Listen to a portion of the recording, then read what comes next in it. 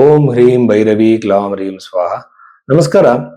ನೋಡಿ, ಜ್ಯೋತಿಷ್ಯದ ಬಗ್ಗೆ ನಾವು ಹೇಳುವಾಗ ಬಹಳಷ್ಟು ಜನ ನನಗೆ ಕಾಮೆಂಟ್ಸ್ ಮಾಡ್ತಿದ್ರು, ಸರ್ ನೀವು ಹೇಗೆ ಜಾತಕವನ್ನ ನೋಡ್ತೀರಾ ಅಂತ ಹೇಳಿ. ನೋಡಿ, ಒಂದು ಜಾತಕವನ್ನ ನೋಡೋದು ಅಂತಂದ್ರೆ ಮೊದಲನೇದಾಗಿ ನಿಮ್ಮ ಈಗ ಫಾರ್ ಎಕ್ಸಾಂಪಲ್ ಒಂದು ವಿವಾಹದ ಬಗ್ಗೆ ತಿಳ್ಕೊಳ್ಬೇಕಾದ್ರೆ ಅವರ ಲಗ್ನ ಚಾರ್ಟ್ ಅನ್ನ ನೋಡ್ಬೇಕು, ನವಾಂಶ ಚಾರ್ಟ್ ಅನ್ನ ನೋಡ್ಬೇಕು, ಸಪ್ತಾಂಶವನ್ನ ನೋಡ್ಬೇಕು, ಗ್ರಹಗಳ ಟ್ರಾನ್ಸಿಟ್ ಅನ್ನ ನೋಡ್ಬೇಕಾಗತ್ತೆ. ಆಮೇಲೆ ಯಾವ ದಶೆ, ಅಂತರ್ದಶೆ, ಪ್ರತ್ಯಂತ ದಶೆಗಳನ್ನು ನೋಡ್ಬೇಕು. ಜಮಿನಿ ಚರದಶೆನ ನಾನು ಅಪ್ಲೈ ಮಾಡ್ತೀನಿ, ಯೋಗಿನಿ ದಶೆಯನ್ನ ಅಪ್ಲೈ ಮಾಡ್ತೀನಿ. ಸೊ ಜ್ಯೋತಿಷ್ಯದಲ್ಲಿ ಒಂದು ಎಕ್ಸಾಕ್ಟ್ ಪ್ರೆಡಿಕ್ಷನ್ ಕೊಡ್ಬೇಕಾದ್ರೆ ಹಲವಾರು ತರದ ಸಿಸ್ಟಮ್ಗಳನ್ನ ನಾನು ಅಪ್ಲೈ ಮಾಡ್ತೀನಿ. ಜೊತೆಯಲ್ಲಿ ಹಸ್ತ ಸಾಮುದ್ರಿಕೆಯನ್ನು ಕೂಡ ನಾನು ಅಪ್ಲೈ ಮಾಡ್ತೀನಿ. ಇಲ್ಲಿರುವ ರೇಖೆಗಳನ್ನು ನಾಡಿ ಜ್ಯೋತಿಷದ ಪ್ರಕಾರವಾಗಿ ಅಪ್ಲೈ ಮಾಡ್ತೀನಿ. ಅಂದ್ರೆ ತುಂಬಾ ಜನಕ್ಕೆ ಬರ್ತ್ ಟೈಮ್ ಅಕ್ಯುರೇಟ್ ಆಗಿರಲ್ಲ. ಸೊ ಬರ್ತ್ ಟೈಮ್ ಸರಿ ಇಲ್ಲ ಅಂದಾಗ ಸುಮಾರು ಒಂದು ಅರ್ಧ ಗಂಟೆ 1 ಗಂಟೆ ವ್ಯತ್ಯಾಸ ಇದ್ರೆ ನಾನು ಬರ್ತ್ ಟೈಮ್ ರೆಕ್ಟಿಫೈ ಮಾಡ್ತೀನಿ. ಸೊ ಅವರ ಲಗ್ನ ಯಾವುದು ಅಂತ ಫಸ್ಟ್ ತಿಳ್ಕೊಳ್ಳೋ ಪ್ರಯತ್ನ ಮಾಡಿ ಲಗ್ನವನ್ನ ತಿದ್ದುತ್ತೀನಿ. ಸೊ ಆ ಲಗ್ನವನ್ನು ಕಂಡು ಹಿಡಿದು ಭವಿಷ್ಯವನ್ನ ಹೇಳ್ತೀನಿ. ಒಂದ್ ವೇಳೆ ಟೈಮ್ ಪರ್ಫೆಕ್ಟ್ ಆಗಿ ಸಿಕ್ತಿಲ್ಲ ಅಂದಾಗ ಹಸ್ತರೇಖೆಗಳನ್ನ ಹಾರೋಸ್ಕೋಪ್ಗೆ ಮ್ಯಾಚ್ ಮಾಡ್ತೀನಿ. ಆನಂತರ ಪ್ರಶ್ನೆ ಕೋಲನ್ನು ಉಪಯೋಗಿಸಿ ಬಹಳ ಈಸಿಯಾಗಿ ಸಲೀಸಾಗಿ ಪ್ರಿಡಿಕ್ಷನ್ಸ್ ನ ಕೊಡಬಹುದು. ಆದ್ರೆ ಇದಕ್ಕೆ ಸ್ವಲ್ಪ ಅನುಭವ ಬೇಕಾಗತ್ತೆ. ಈ ಮೆಥಡಾಲಜಿನ ನಾನು ಅಕ್ಸೆಪ್ಟ್ ಮಾಡ್ಕೊಂಡಿದ್ದೀನಿ, ಅದನ್ನ ಅಪ್ಲೈ ಮಾಡಿದ್ದೀನಿ. ತುಂಬಾ ಜನಕ್ಕೆ ನಾನು ಪ್ರಿಡಿಕ್ಷನ್ಸ್ ನ ಕೊಟ್ಟಿದ್ದೀನಿ.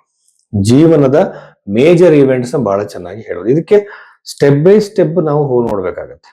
ಇದು ಬಂದು ನಾನು KN ರಾವ್ ಅವರ ಒಂದು ಸಿಸ್ಟಮ್ ನ ಜಾಸ್ತಿ ಫಾಲೋ ಮಾಡ್ತೀನಿ. ಜಮೀನ್ ಚರದಶೆದು ಅವರ ಕ್ಯಾಲ್ಕುಲೇಷನ್ ಫಾಲೋ ಮಾಡ್ತೀನಿ. ಸೊ ಎಕ್ಸಾಕ್ಟ್ ಪ್ರಿಡಿಕ್ಷನ್ಸ್ ಬರುತ್ತೆ. ಸೊ ಈ ಮಟ್ಟದಲ್ಲಿ ನಾವು ಹೇಳಿದೆ ಸುಮ್ಮನೆ ಜನಗಳಿಗೆ ಯಾವುದೋ ಒಂದು ನ್ಯೂಮರಾಲಜಿಕಲ್ ರೆಮಿಡಿ, ಜೆಮ್ ಸ್ಟೋನ್ಸ್, ಕಾಸ್ಟ್ಲಿ ಪೂಜೆಗಳನ್ನ ಹೇಳೋದು. ಸೊ ಇದು ಋಷಿಗಳು ಹೇಳದೇ ಇರುವಂತ ಕಾಳಸರ್ಪ ದೋಷದ ಬಗ್ಗೆ, ಕುಜ ದೋಷದ ಬಗ್ಗೆ ಎಲ್ಲ ಎದುರಿಸೋದು, ಇದು ಯಾವುದು ಕೂಡ ಜ್ಯೋತಿಷ ಅಲ್ಲ. ಸೊ ಇದನ್ನೇ ನಾನು ಮೊದಲಿಂದ ಹೇಳ್ತಾ ಬಂದಿದ್ದೀನಿ. ಸೊ ನಿಜವಾದ ಜ್ಯೋತಿಷ ಆದವರು ಇದನ್ನ ಫಾಲೋ ಮಾಡಲ್ಲ. ಪರಾಶರ ಮಹರ್ಷಿ ಕೊಟ್ಟಿರುವಂತಹ ಸಿಂಪಲ್ ರೆಮಿಡೀಸ್ ನ ಹೇಳ್ತಾರೆ. ಹಾಗೇನೆ ಹಿಂದೆ ನಡೆದಿರುವ ಘಟನೆಗಳನ್ನು ಕೂಡ ಹೇಳಿ ಜಾತಕದ ಲಗ್ನವನ್ನು ತಿದ್ದಿ ಭವಿಷ್ಯವನ್ನು ಹೇಳ್ತಾರೆ. ಇಷ್ಟು ಗಮನದಲ್ಲಿ ಇಟ್ಕೊಳ್ಳಿ.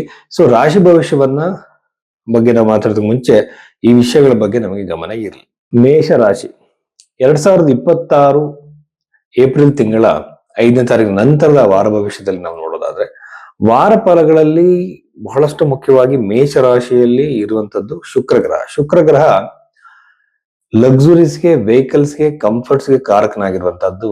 ಈ ಗ್ರಹ ರಾಶಿಯಲ್ಲೇ ಇರುವಂತದ್ದು ಯೂಶುವಲ್ ಆಗಿ ಬಹಳಷ್ಟು ಜನಕ್ಕೆ ವಿವಾಹದ ಯೋಗವನ್ನು ಕೊಡುತ್ತೆ. ವಿವಾಹ ಇಷ್ಟಪಟ್ಟವ್ರ ಜೊತೆ ಆಗ್ಬೋದು, ನೀವು ಇಷ್ಟಪಟ್ಟಂತ ಯಾವುದೋ ಒಂದು ಸಂಬಂಧ, ಯಾವಾಗ ನೋಡಿರುವಂತ ಸಂಬಂಧ ಈಗ ಬರ್ಬೋದು, ವಿವಾಹ ಆಗಬಹುದು. ಇಷ್ಟಪಟ್ಟಿರೋರು ದೂರ ಆಗಿದ್ರೆ ಹತ್ರ ಆಗ್ಬೋದು. ಗಂಡ ಹೆಂಡತಿಯ ಮಧ್ಯೆ ಅನವಶ್ಯಕ ಕಿರಿಕಿರಿಗಳಿಂದ ದೂರ ಆಗಿದ್ರೆ ಅವ್ರ ಹತ್ರ ಆಗ್ಬೋದು. ಸರ್ ರೀಸೆಂಟ್ ಆಗಿ ಯಾವ್ದೋ ಸಣ್ಣ ವಿಚಾರಕ್ಕೆ ಜಗಳ ಆಯ್ತು ಸರ್, ಈಗ ನಾನು ಗಂಡ ಹೆಂಡತಿ ನಾವು ದೂರ ಇದ್ದೀವಿ ಅಂತ ಹೇಳ್ತಾರೆ. ಇಂಥವ್ರು ಮತ್ತೆ ಸೇರುವಂತಹ ಸಾಧ್ಯತೆ ಇರುತ್ತೆ. ಪ್ರೇಮಿಸಿ ದೂರ ಆಗಿದ್ವಿ ಸರ್, ಇಷ್ಟಪಟ್ಟಿದ್ವಿ, ಬ್ರೇಕಪ್ ಆಯ್ತು ಅಂತ ಹೇಳ್ತಿರ್ತಾರೆ. ಅಲ್ಲಿ ಕೂಡ ಸಾಧ್ಯತೆಗಳು ಬಹಳಷ್ಟು ಹೆಚ್ಚಾಗಿರುತ್ತೆ. ಕಳತ್ರ ಕಾರಕನಾಗಿರುವಂತಹ ಶುಕ್ರ ನಿಮಗೆ ವಿವಾಹದ ಪ್ರಾಪ್ತಿನ ಕೊಡ್ತಾನೆ. ಆಮೇಲೆ ಸಂಬಂಧಗಳನ್ನ ಹತ್ರ ಮಾಡ್ತಾನೆ. ಎಗೇನ್ ಇದು ಬಂದು 3ನೇ ಮನೆಯಲ್ಲಿರುವಂತಹ ಗುರುಗ್ರಹ ಯೂಶುವಲ್ ಆಗಿ ಸಂಚಾರವನ್ನು ಕೊಡುವಂತದ್ದು. ಶುಭ ಕಾರ್ಯಗಳಿಗಾಗಿ, ಒಳ್ಳೆಯ ಕೆಲಸಗಳಿಗಾಗಿ ಸಂಚಾರಗಳನ್ನ ಅತಿ ಹೆಚ್ಚಾಗಿ ಮಾಡ್ತೀರಾ. ಆಮೇಲೆ ಅಷ್ಟಮದಲ್ಲಿರುವಂತಹ ಚಂದ್ರಗ್ರಹವನ್ನ ನೋಡ್ತಾ ಇದೀವಿ. ಆಮೇಲೆ ಪಂಚಮದಲ್ಲಿರುವಂತಹ ಕೇತು ಗ್ರಹವನ್ನ ನೋಡ್ತೀವಿ. ಕೇತು ಪಂಚಮದಲ್ಲಿರುವಂತದ್ದು ಅನವಶ್ಯಕ ಇರುವಂತಹ ಓವರ್ ಥಿಂಕಿಂಗ್, ಅನ್ನೆಸೆಸರಿ ಥಾಟ್ಸ್ ಗಳನ್ನ ನಿಮಗೆ ಕೊಡಬಹುದು. ಆ ಅನವಶ್ಯಕವಾಗಿರೋ ಥಾಟ್ಸ್ ಗಳನ್ನ ನಿಮಗೆ ಕೊಟ್ಟು ನಿಮ್ಮ ನೆಮ್ಮದಿಯನ್ನ ಹಾಳು ಮಾಡುವಂತಹ ಸಾಧ್ಯತೆ ಇರುತ್ತೆ. ವಿದ್ಯಾರ್ಥಿಗಳಿಗೆ ಏಕಾಗ್ರತೆಯ ಕೊರತೆ ಆಗುತ್ತೆ. ಆಮೇಲೆ ಸಾಡೆ ಸಾತಿ ಬಗ್ಗೆ ನಿಮ್ಗೆ ಭಯ ಇದ್ರೆ ಹನುಮಾನ್ ಚಾಲೀಸವನ್ನ ಹೇಳ್ಬೋದು. ಸಾಡೆ ಸಾತಿಯಲ್ಲಿ ಒಳ್ಳೇದು ಕೂಡ ನಡೆಯುತ್ತೆ. ಇದನ್ನ ಬಹಳಷ್ಟು ಜ್ಯೋತಿಷರು ಹೇಳಲ್ಲ. ಸಾಡೆ ಸಾತಿಯಲ್ಲಿ ಭಯ ಪಡುವಂತದಕ್ಕಿಂತ ಒಳ್ಳೇದು ನಡೆಯೋ ಸಾಧ್ಯತೆ ಬಹಳಷ್ಟು ಹೆಚ್ಚಾಗಿರುತ್ತೆ. ಇಂಡಿವಿಜುವಲ್ ಹಾರೋಸ್ಕೋಪ್ ನ ನೋಡ್ಬೇಕು. ಅನಂತರದಲ್ಲಿ 11ನೇ ಮನೆಯಲ್ಲಿರುವಂತಹ ರಾಹು ಗ್ರಹದಿಂದ ಅನ್ಎಕ್ಸ್ಪೆಕ್ಟೆಡ್ ಲಾಭ, ಅನಿರೀಕ್ಷಿತ ಲಾಭಗಳನ್ನ ನಿಮ್ಮ ಬಿಸ್ನೆಸ್ ಅಲ್ಲಿ, ವ್ಯವಹಾರದಲ್ಲಿ ನೀವು ನೋಡ್ತೀರಾ. ನೀವು ಯಾವುದೇ ತರದ ಬಿಸ್ನೆಸ್ ಮಾಡ್ತೀರಿ, ಸರ್ ಇಷ್ಟೊಂದು ಪ್ರಾಫಿಟ್ ಅನ್ನು ನೋಡಿರಲಿಲ್ಲ ಅಂತ ನೀವು ತಿಳ್ಕೊಬಹುದು. ಸೊ ಹೀಗಾಗಿ ವಿಶೇಷವಾಗಿರುವಂತಹ ಲಾಭ, ಅನಿರೀಕ್ಷಿತವಾಗಿರುವಂತಹ ಲಾಭ ಮೇಷರಾಶಿಯವರಿಗೆ ಇದೆ.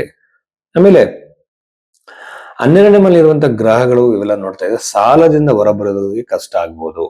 ಒಂದ್ ವೇಳೆ ನಿಮಗೆ ಸಾಲ ಇದೆ ಅನ್ಕೊಳ್ಳಿ, ಸಾಲದಿಂದ ಹೊರಗಡೆ ಬರೋದಕ್ಕೆ ನಾನಾ ತರದ ಟೆನ್ಷನ್ಗಳು, ಕಿರಿಕಿರಿಗಳು ನಿಮಗೆ ಉಂಟಾಗಬಹುದು. ಜಾಗ್ರತೆಯಿಂದ ಇರಿ, ಹೊಸ ಸಾಲಗಳನ್ನ ಮಾಡಬೇಡಿ. ಉದ್ಯೋಗಕ್ಕೆ ಅಂತ ಬಂದಾಗ ಉದ್ಯೋಗದಲ್ಲಿ ಸಾಕಷ್ಟು ಪಾಸಿಟಿವ್ ಚೇಂಜಸ್ ಇದೆ. ದಶಮ ಭಾವದಲ್ಲಿರುವಂತಹ ಗ್ರಹಗಳು 12ನೇ ಮನೆಯಲ್ಲಿರುವಂತದ್ದು ವಿದೇಶದ ಉದ್ಯೋಗದ ಸಾಧ್ಯತೆ, ಕ್ಯಾಂಪಸ್ ಸೆಲೆಕ್ಷನ್ ಸಾಧ್ಯತೆ, ಆನ್ಲೈನ್ ಅಲ್ಲಿ ಮಾಡುವಂತ ಬಿಸ್ನೆಸ್ ಕೆಲವು ಬರುತ್ತೆ, ಅಂದ್ರೆ ಜಾಬ್ಗಳು, ಈಗ ವರ್ಕ್ ಫ್ರಮ್ ಹೋಮ್ ಅಂತ ಏನ್ ಹೇಳ್ತಾ ಇದ್ದಾರೆ, ಇಲ್ಲಿ ಆತರ ಕೆಲಸಗಳಿಗೆ ಟ್ರೈ ಮಾಡ್ತಿರುವಂತವ್ರೆ ಬಹಳ ವಿಶೇಷವಾಗಿರುವಂತ ಅವಕಾಶಗಳು ಬರುತ್ತೆ. ವಿದೇಶ ಇಲ್ಲ ವರ್ಕ್ ಫ್ರಮ್ ಹೋಮು, ಇಲ್ಲಾಂದ್ರೆ ವಿದೇಶಗಳು ಕನೆಕ್ಟೆಡ್ ಆಗಿರುವಂತ ಯಾವ್ದಾದ್ರು ಬಿಸ್ನೆಸ್ ಗಳು ನೀವು ಟ್ರೈ ಮಾಡ್ತಿದ್ರೆ ವಿಶೇಷವಾಗಿರುವಂತ ಅನುಕೂಲಗಳಾಗುತ್ತೆ. ಆಮೇಲೆ ದಂಪತಿಗಳಿಗೆ ಸಂತಾನದ ಯೋಗ ಚೆನ್ನಾಗಿ ಕಾಣ್ತಾ ಇದೆ.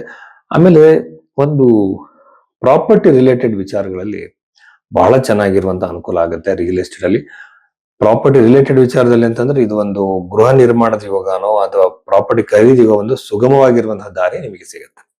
ಕೊಟ್ಟಿರುವಂತಹ ಹಣ ವಾಪಸ್ ಬರುವ ಸಾಧ್ಯತೆಗಳು ಮತ್ತೆ ದೂರವಾಗಿರುವಂತಹ ವ್ಯಕ್ತಿಗಳು ಹತ್ರವಾಗುವಂತಹ ಸಾಧ್ಯತೆ ಅತಿ ಹೆಚ್ಚಾಗಿ ಈ ರಾಶಿಯವರಿಗೆ ಇದೆ.